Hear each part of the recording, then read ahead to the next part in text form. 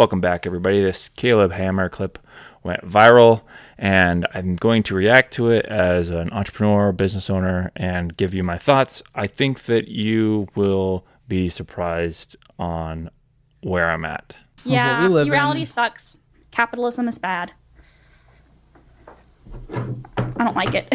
Yeah, really easy for someone to say that grew up in a really nice house in one of the best school districts in Texas. I know, but it's... Who has the rent? Whoa, chill, dude. All the time I hear that because I'm a man, I can't have an opinion on abortion.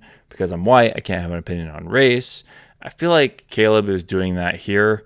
Just because she has money, she can't have an opinion on which economic system is preferable or what's bad or what's good about different economic systems. So I really don't like this this argument that Caleb is making here. Like, who cares if she's rich?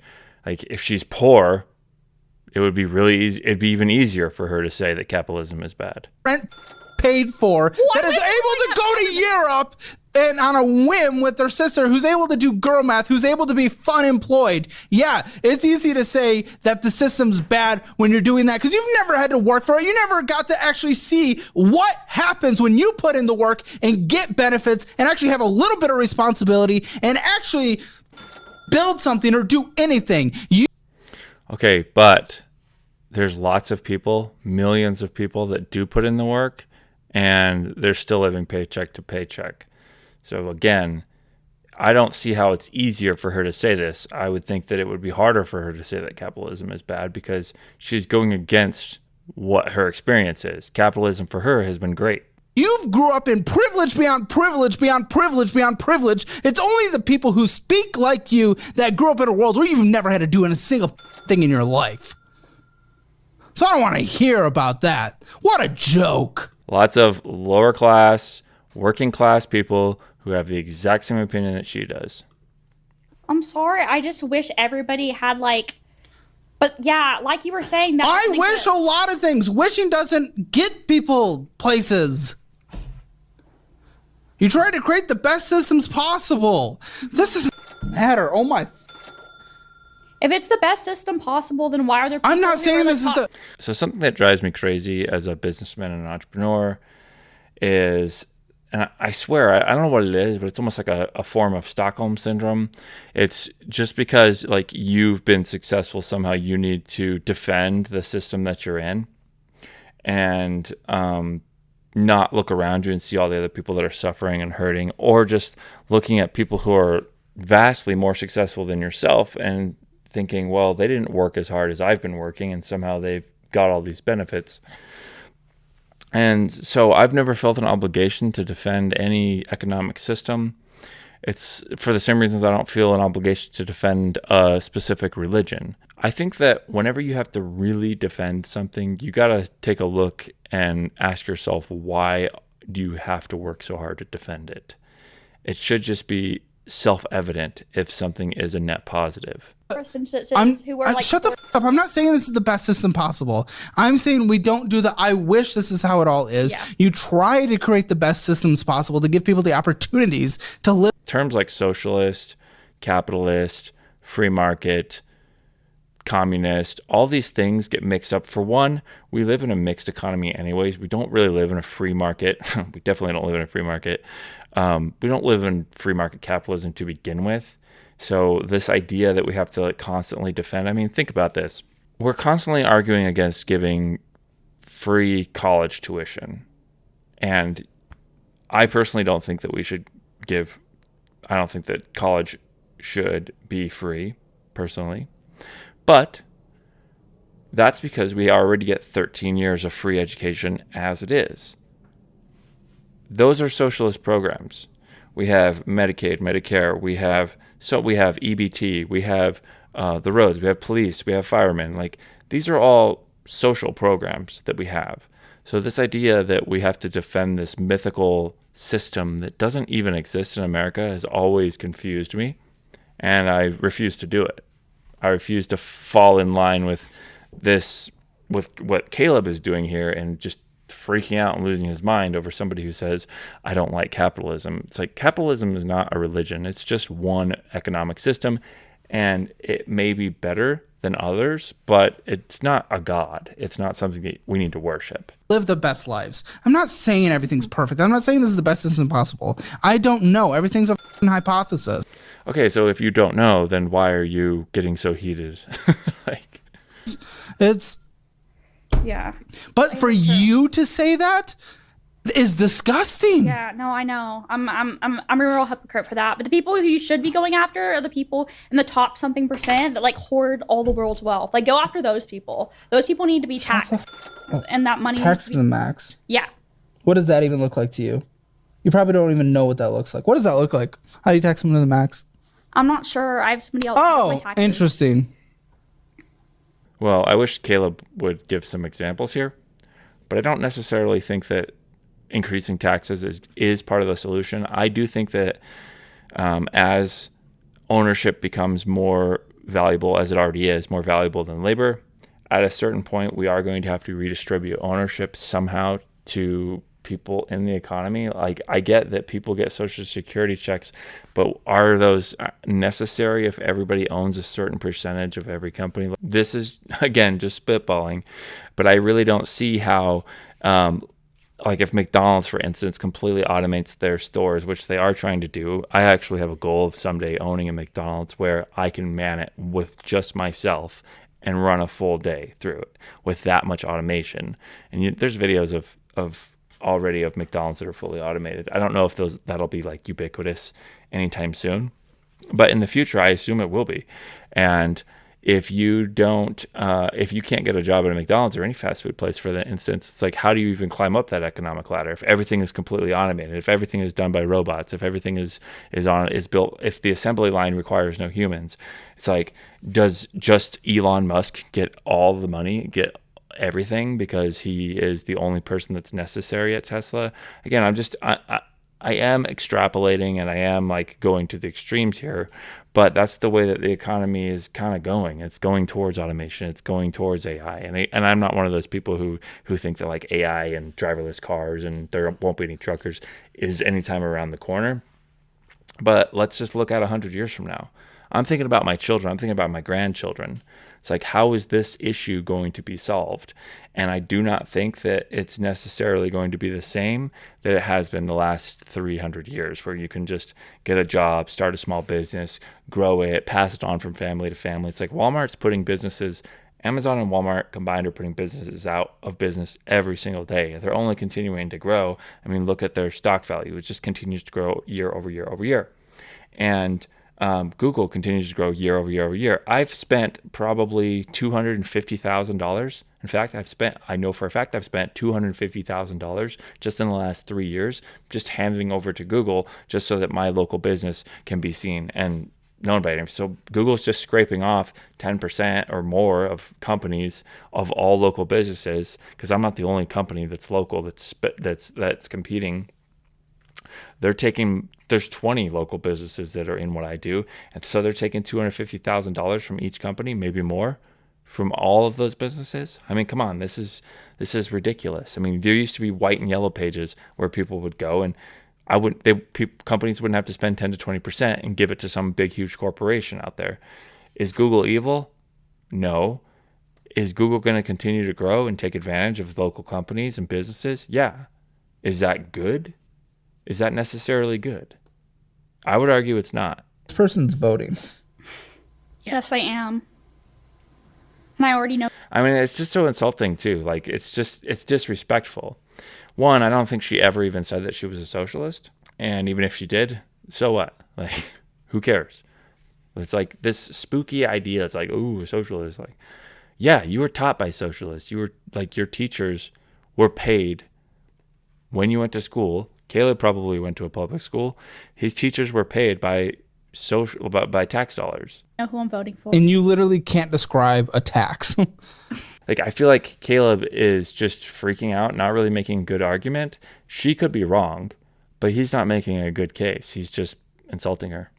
And I don't really see where it goes. Like, let's read some of these comments. Repeal the 19th Amendment for all who are not married with kids.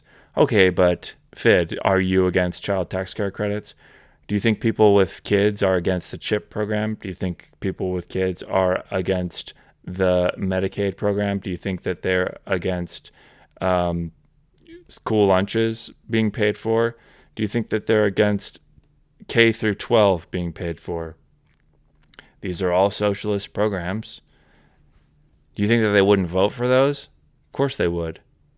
Grossly unapologetic and willfully ignorant. Well, she did apologize. Caleb showed more patience than I could practice. Bravo. I don't think that we watched the same video, Obsidian. He showed hardly any patience. She wants to tax the top 1%, but if she can go to Europe on a whim, she probably is the 1%. Leslie says, it would be the best system possible if we could figure out how to manage capitalism without it turning crony and ending with soul-sucking mega corporations that ooze into every aspect of daily human life. Leslie is absolutely correct. In my opinion, in my experience, she is 100% correct. All right, let's do a bonus clip. Before that, if you haven't liked the video yet, please go ahead and like the video. Why don't you go ahead and subscribe to the channel if you haven't already, and share this video with your friends or your family if you want to. Maybe they're sick of you sharing stuff with them. I don't know. Maybe they're not like my family, though. Yeah, we have a very progressive tax system until you get to about the 99th percent. And essentially the people who get most damaged by our current tax code, it's lower and middle income households, their taxes have gone up slightly because of consumption, but not because of federal. The people that really get hurt are what I call the workhorses. And that are people who make an exceptionally good living, but it's all current income. And they live in a blue state. They might be paying 50 to 54% tax rate. I bet some of those people are on around this table right now. But if you can make the jump to light speed and invest in assets, stocks, housing, then your tax rate plummets. So in America, see, this is what I was talking about earlier. Somehow we have to take assets, the means of production. I know I sound like a Marxist, but what other choice do we have long term, 100, 200 years from now? I get it. I get it. I am a trader. I'm a turncoat. In America, we've decided to try and create a super class of billionaires, and then if they win the gold medal, we're going to give them the silver and the bronze. Two biggest tax deductions, capital gains and mortgage interest. Who owns homes and stocks? People my age. Who doesn't know? Who rents and makes their money from current income? Young people.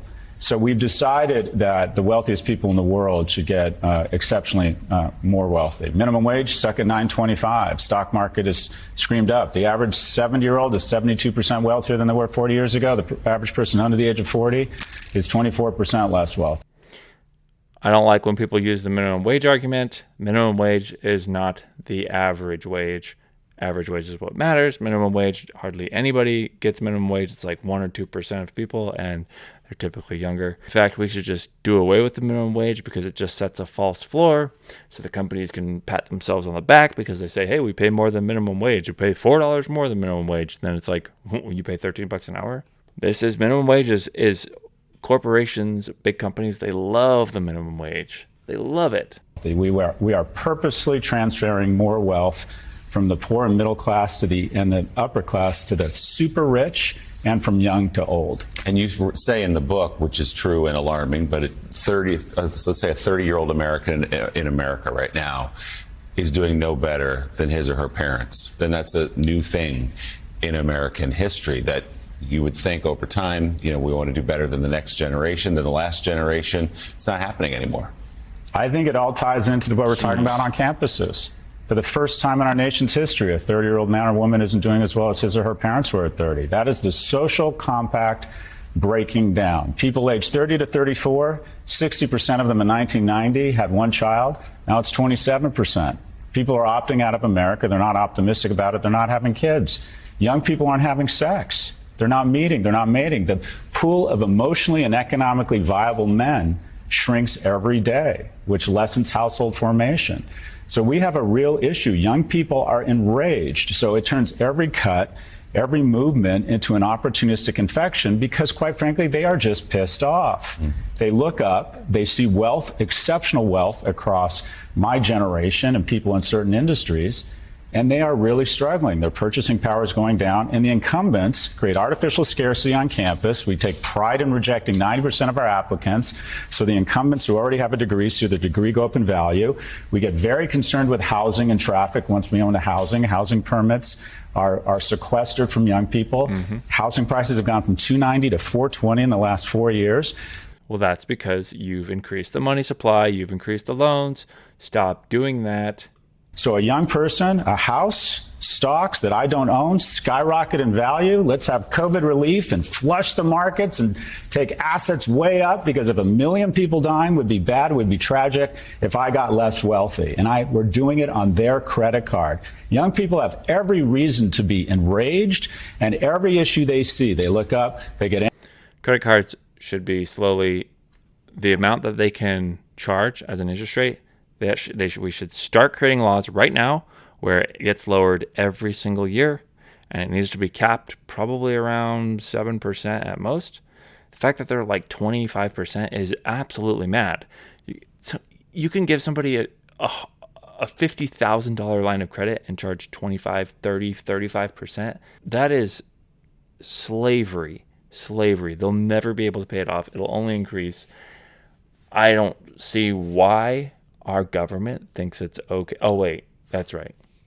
I just remembered that all these politicians own stocks in these companies, in these credit card companies. Yeah, we're fucked. We're fucked for sure. Angry, and they see someone doing better than them, and then every day it is speedballed in their face that they are failing, that they are not doing as well as everyone around them. We have lost the script. Our kids are more anxious, they're more depressed, they're more obese, they're more addicted, and we have made a purposeful decision to let this happen by ensuring the people around this table stay wealthy at the cost of young people. So, Scott, what the social element of that's the economic element, the social elements that you mentioned, the happiness, the anxiety. Guaranteed this guy would look a lot better if he didn't have so much makeup. Like this, he looks pale in the lips. Sorry. All of those things, that kids aren't getting together anymore, that they're not having kids. What happened in one generation? Social media has to play a role in it, I'm sure. But what else do you see that has created this climate for this generation? I think you have the most talented, well-resourced people in the world and companies trying to convince a young man that he can have a reasonable facsimile of life in his basement behind a screen. You don't need friends. Go on Reddit or Discord. You don't need to get a job. Go on Robinhood or Coinbase and trade crypto and stocks. You don't need to go through the rejection and the expense and the humiliation and working out and having a plan and humor and showering to get a romantic relationship. You have YouPorn. So we have an entire generation, especially of young men, who are out home sequestering from society and missing out on what it means. You know, there's a reason romantic comedies are 2 hours and not 15 minutes. True victory in life is hard. Going out, meeting someone, finding mentors, finding mates, that stuff is hard, but that's what real victory in real life is like. And because a lot of men feel rejected on dating apps, the number of jobs that are accessible to them has gone down. Get off them. You have essentially a group of men who are saying, I want a low-risk entry into life. And they go down a rabbit hole. When they don't have social connections, and they don't get out, and they don't have the prospect of a romantic relationship, they're more prone to conspiracy theory, they're more prone to misogynistic content, they're less likely to believe in climate change, and some they become really bad citizens. We are producing too many of the most dangerous person in the world, and that is a young, broke, and lonely young man. Why is it that so many of these young people that you're talking about seem to head into life after going to 4 years? I love how nobody at this table is actually young. Schools or 2-year schools or whatever, head into life with a lack of financial literacy. They don't know anything about money or the growth of money. All they know is the absence of money. I think we need to have in our curriculums in high school a class on adulting. My kid, I see it in my house, my kid can do integers and basic calculus, but he doesn't understand the interest on his credit card. So there's just some basic kind of financial literacy that we're not teaching. And when you start replacing civics with computer science, you lose a sense of the country and you start learning about programming. And when you don't talk about basic financial literacy, but we're not teaching them the basics around what a mortgage is, what interest rates mean. So I think we could use just a basic class on adulting, junior or senior year. I mean, that sounds nice in principle. I'm a little skeptical that teachers would be able to do that. It'd be cool if they could. But the sentiment here is how I feel 100% about the economy and young men and what's going on. I say this as a married man with kids and a successful business and a house myself. I'm very, very, very concerned about the generation under me. And all I can say is good luck. Keep watching. I'll see you in the next one. Like the video, subscribe. Peace out.